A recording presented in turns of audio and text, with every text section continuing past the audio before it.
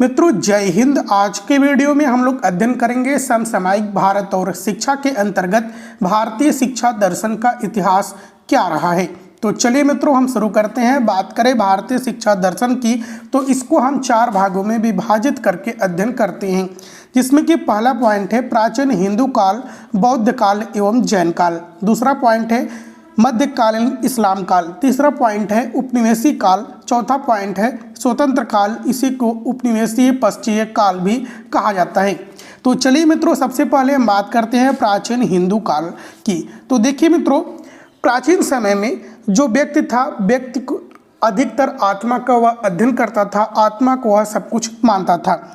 मानव के अंतर आत्मा की यह इच्छा हमेशा बनी रहती थी कि वह यथार्थता को जाने, वास्तविकता को जाने और अपने आप को पहचाने। इस इच्छा की पूर्ति के लिए मित्रों जो व्यक्ति था हमेशा ज्ञान प्राप्त करने में लगा रहता था।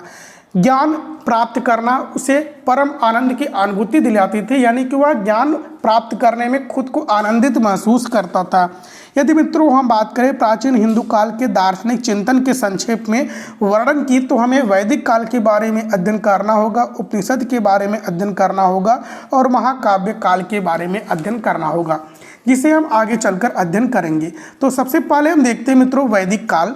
वैदिक काल की बात करें तो प्राचीन भारतीय समाज, संस्कृति तथा शिक्षा के जो मूल आधार हैं, जो बेसिक आधार हैं, वे क्या हैं? वे वैदिक साहित्य हैं। यदि मित्रों हम बात करें वेद को तो वेद ही भारतीय दर्शन के मुख्य स्रोत हैं। वेद स्वयं में कोई दार्शनिक ग्रंथ नहीं है मित्रों, इनमें सब भारतीय दर्शनों के आधार मिलते हैं। देखिए मित्रों हम बात करें वेदों की तो वेद मुख्य रूप से 4 हैं। 4 वेदों का वर्णन मिलता है हमें, जिसमें कि ऋग्वेद, सामवेद, यजुर्वेद और अथर्ववेद है। देखिए मित्रों जो ऋग्वेद है यह सबसे पुराना वेद है। इसकी रचना पद्य रूप में हुई है। इसमें ईश्वर, जीव, पुनर्जन्म, कर्मफल इत्यादि का वर्णन मिलता है। देखिए मित्रों हम बात करें सामवेद की तो जो सामवेद है मित्रों यह गायन शैली में लिखी गई पुस्तक है, इसलिए इसे गीतों का पुस्तक भी कहते हैं। इसमें अनेक प्रार्थनाएं हैं जो कि मित्रों ऋग्वेद से ली गई हैं। और एक मित्रों है अथर्ववेद, जिसे हम विज्ञान का वेद भी कहते हैं। यह आयुर्वेद के समान है, यानी कि इसमें विज्ञान परक बातें मिलती हैं। यदि हम बात करें मित्रों इसमें मानव के वास्तविक जीवन से संबंधित विचारों का समावेश है। और देखिए मित्रों एक वेद है यजुर्वेद। यजुर्वेद की बात करें तो इसकी रचना गद्य शैली में हुई है और इसमें मित्रों कर्म कांड की प्रधानता है। देखिए मित्रों वेदों के 2 भागों का वर्णन किया जाता है, जिसमें एक भाग है कर्म कांड जिसमें कि उपासनाओं का वर्णन है और दूसरा भाग है ज्ञान कांड जिसमें कि आध्यात्मिक तत्वों का विवेचन किया जाता है।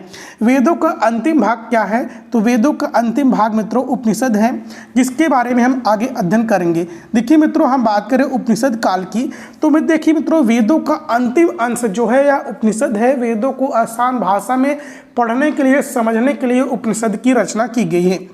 अभी तक मित्रों 112 उपनिषद हमें मिले हैं, जिसमें कि मित्रों बात करें शंकराचार्य के विचार में केवल 10 ऐसे उपनिषद हैं जिसमें श्रुति की मान्यता प्राप्त है और जिनको वादरायण ने अपने सूत्र में बांधने में ध्यान रखा है। इसके अतिरिक्त मित्रों 3 इनसे पुराने उपनिषद हैं जो कि ईसा है, ईसा उपनिषद है, केना उपनिषद है और मैत्रेय उपनिषद है। चलिए मित्रों हम बात कर रहे हैं उपनिषद की। तो उपनिषद आत्मा को पूर्ण, अखंड एवं अनश्वर बताती हैं। यह मानव जीवन का लक्ष्य वर्णन करती हैं। यह तत्व संबंधी संसार को अवास्तविक तथा परासत्ता संबंधी संस्कार को वास्तविक बताते हैं। देखिए मित्रों हम बात करें उपनिषद की तो उपनिषद सांसारिक या भौतिक ज्ञान को महत्व देते हैं। उपनिषद के अनुसार पराविद्या में भी गुण है, किंतु पराविद्या को अपराविद्या की ओर ले जाना चाहिए। अतएव एक आदर्श शिक्षित व्यक्ति वह होता है जो कि अनुभव केंद्रित ज्ञान में पारंगत हो, वह इंद्रियों के प्रशिक्षण द्वारा प्राप्त कर सकता है। यानी कि मित्रों जो व्यक्ति अपने अनुभवों के माध्यम से, अपने इंद्रियों के माध्यम से, आँख, कान, नाक, जीभ, त्वचा इत्यादि के माध्यम से जो अनुभव प्राप्त करता है वह उसे प्रयोग करना चाहिए। और इस ज्ञान के ऊपर उठकर आत्मा सबसे सर्वोच्च है, यानी कि जो आत्मा है वह सबसे सर्वोच्च है। आत्मा ज्ञान की खोज में जीवन बिता देता है, जो कि व्यक्ति के भूत, वर्तमान और भविष्य के जीवन के अंतिम ध्येय हैं। इस उद्देश्य की प्राप्ति का मार्ग भी मित्रों प्रेयस से श्रेयसी की ओर है। देखिए मित्रों जो कठोपनिषद है इसमें बताया गया है कि जो व्यक्ति अपरिपक्व है वह बाहरी आनंद के पीछे दौड़ता है, यानी कि जो बाहरी आनंद है या क्षणभंगुर है वह मृत्यु से दूर तक फैले हुए जाल में जकड़ा रहता है। किंतु अक्लमंद जो व्यक्ति होता है, जो जानकार व्यक्ति होता है, जो बुद्धिमान होता है, यह जानते हुए भी अविनाशिता अस्थाई है, किंतु ऐसी वस्तु की कामना नहीं करते जो कि परिवर्ती है, जो बदल जाए। देखिए मित्रों, उपनिषद भौतिक संस्कार को भ्रामक मानते हैं।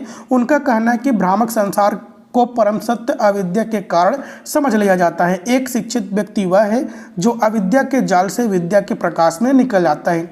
इस कारण मित्रों उपनिषद में वंदना की गई है। अस्तो मां सद्गमय तमसो मां ज्योतिर्गमय मृत्यो मार्गो मृत्युम गमय। शिक्षा मित्रों असत्य से सत्य की ओर, अंधेरे से प्रकाश की ओर, मृत्यु से आजीवन की ओर ले जाने वाली होती है। देखिए मित्रों, हम बात करें उपनिषद में न केवल ज्ञान पर बल दिया गया है वरन कर्म को भी महत्व देते हैं। कर्म कांड पर भागवत गीता में बहुत कुछ कहा गया है। कर्म का विचार इस सिद्धांत पर केंद्रित है कि जैसा व्यक्ति कर्म करेगा वैसा ही फल पाएगा। देखिए मित्रों, हम बात करें भागवत गीता के उपदेश एवं शिक्षा की, तो गीता की शिक्षा है कि सच्ची भक्ति सदैव एक ओर तो कर्म योग और दूसरी ओर ज्ञान योग से संतुलित रहती है। भक्ति प्रज्ञात्मक परमात्मा का प्रेम है। एक शिक्षित व्यक्ति अपने नैतिक उत्तरदायित्व की चेतना रखता है, अपना कर्म पूर्ण भक्ति और निष्काम भाव से करता है। भक्त जानता है कि शारीरिक आनंद क्षणभंगुर है एवं भ्रामक है। ब्रह्म ही केवल सत्य है और वास्तविक ज्ञान वह है जिसे आत्मा का परम ज्ञान कहा जाता है, जिसे कोई मानव उस समय प्राप्त करता है जबकि वह परमात्मा की भक्ति में लीन है तथा जो अपने निष्काम कर्म में पूर्ण रूप से लिप्त है। तो देखिए मित्रों, गीता में बताया गया जो यह संसार है, यह क्षणभंगुर है, या माया मोह है, यह क्या है, यह एक समय नष्ट हो सकता है, लेकिन मित्रों जो परमात्मा है, आत्मा का परमात्मा में विलीन होना ही मुख्य तत्व है जो कि परम सत्य है। अब मित्रों हम बात करें महाकाव्य काल की शिक्षा क्या है, तो देखिए मित्रों जो महाकाव्य है, महाकाव्य मुख्य रूप से रामायण और महाभारत हैं। दो महाकाव्य हैं। हम बात करें रामायण महाकाव्य की, जिसे महर्षि वाल्मीकि ने लिखा है। वह श्री राम के चरित्र में नैतिक उच्चता का सर्वश्रेष्ठ प्रमाण प्रस्तुत करता है।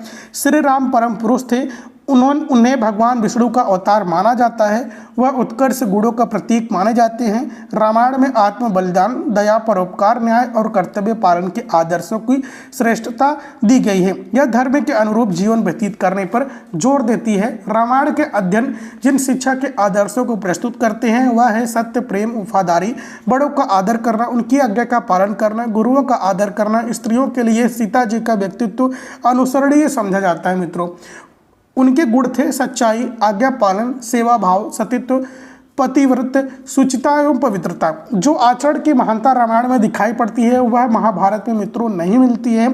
अनेक विद्वानों का यह विचार है कि महाभारत का काल वह था जब संसार में गिरावट आने लगी थी। महाकाव्य में जिन राजा रानियों का वर्णन है वह अनेक कमजोरियों से पीड़ित थे, किंतु यह भी कहा जा सकता है कि महाभारत में जिन चरित्रों का वर्णन है वह अधिक वास्तविक है।